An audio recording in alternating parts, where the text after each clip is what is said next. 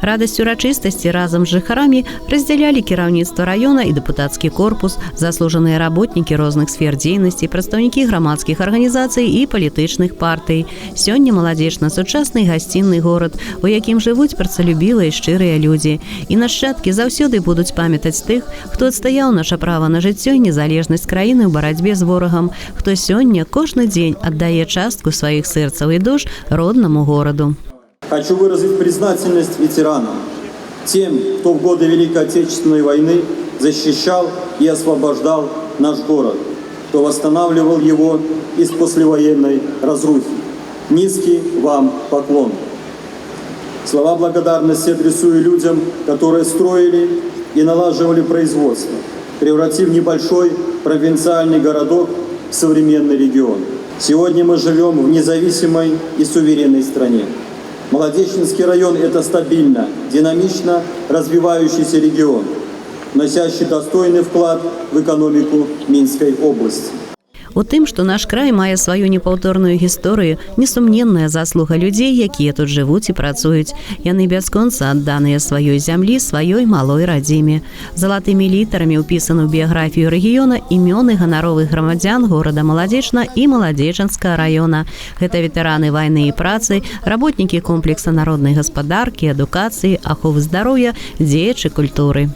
Я благодарен своему городу за то, что не забывает, приглашает, и благодарен ему за то, что он дал мне знания, которые позволили быть относительно независимым по всей жизни шагая. Поэтому я желаю всем гордиться своим городом, любить его, ценить и всем самое главное – здоровья. Наш белорусский народ ніколі не квапіўся на чужое, ні на зямлю, ні на багацце, але ў час Вялікай Айчыннай вайны наш народ показал, что для его незалежность нашей державы. И мы положили у землю кожного третьего белоруса. И поэтому сегодня слово «незалежность» для нас это вельми важное и дорогое слово, за яким стоит то, что белорус хочет иметь свой дом и в своем доме быть господаром. Аснова моцы любой краіны – дружная сям'я. І вядучыя павіншавалі сем'і маладзечанцаў, для якіх гэты год юбілейны. На сцэне пад апладысменты гледачоў кіраўнік раённай вертыкалі Юрый Горлаў уручыў падарунак і кветкі сям'і Фёдара і Яўгеніі Смалянчук, якія зарэгістравалі свой шлюб 4 ліпеня 1970 года. І вось ужо 50 год разам ідуць па жыцці. Выгадавалі дачушку, маем унучачак 2, правнукаў маем 2. Ну вот так і живем потихоньку.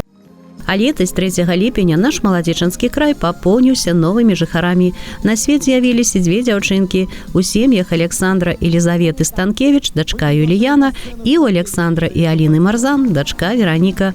Па традыцыі малышам і мамам уручылі падарункі і кветкі ад кіраўніцтва раёна з пажаданнямі здароўя, любові і радаснага мацярынства.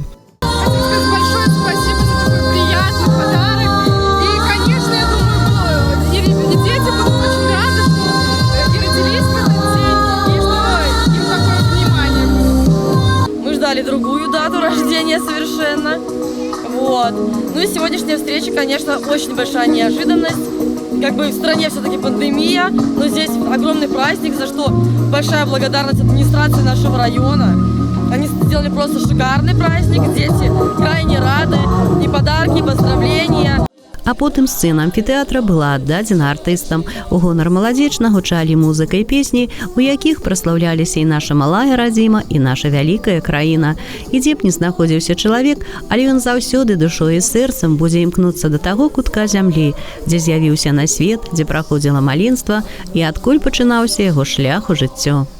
Я босой встречаю с росами рассвет, руки к небу тянутся, грусть тая.